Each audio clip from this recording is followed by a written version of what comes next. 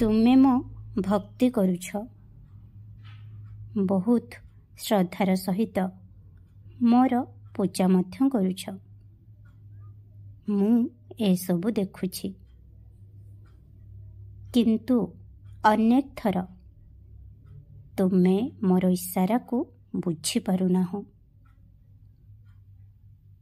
ମୁଁ ତୁମକୁ ଜୀବନରେ କେଉଁ ଦିଶାରେ ଯିବାକୁ ହେବ, ଭିନ୍ନ ଭିନ୍ନ ମାଧ୍ୟମରେ ବିଭିନ୍ନ ଉପାୟରେ ଏହାର ସଂକେତ ଦେଇଥାଏ, ତୁମକୁ ସୂଚାଇଥାଏ, କିନ୍ତୁ ତୁମେ ତାହା ଜାଣିପାର ନାହିଁ।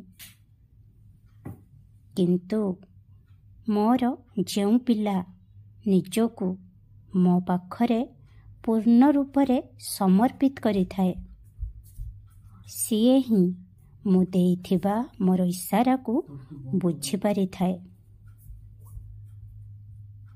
ଯଦି ତୁମେ ମଧ୍ୟ ବୁଝିବାକୁ ଚାହୁଁଛ, ତେବେ ଚିନ୍ତା ନ କରି କେବଳ ଚିନ୍ତନ କର। ଯଦି ତୁମେ ମୋର ନାମ ନିଅ, ତେବେ ଅସ୍ପଷ୍ଟ ରାସ୍ତା ମଧ୍ୟ ସ୍ପଷ୍ଟ ହୋଇଯିବ। ଅନ୍ଧାରରେ ତୁମକୁ ମଧ୍ୟ ରାସ୍ତା ମିଳିଯିବ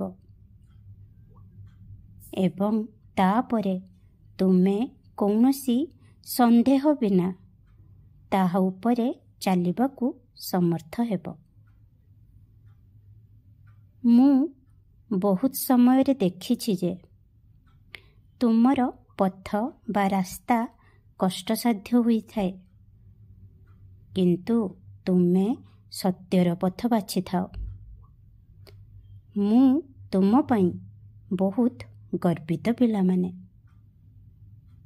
ତୁମର କଲ୍ୟାଣ ନିଶ୍ଚିତ ଅଟେ। ଆସନ୍ତା ଗୋଟେ ମାସରେ ତୁମ ସହ ବହୁତ ବଡ଼ ଏକ ଲୀଳା ହେବ। ସେସବୁ ତୁମେ ଧୀରେ ଧୀରେ ବୁଝିପାରିବ। ଖୁସିରେ ରୁହ। ଓମ୍ ସାଇ ରାମ, ଜୟ ସାଇ ରାମ।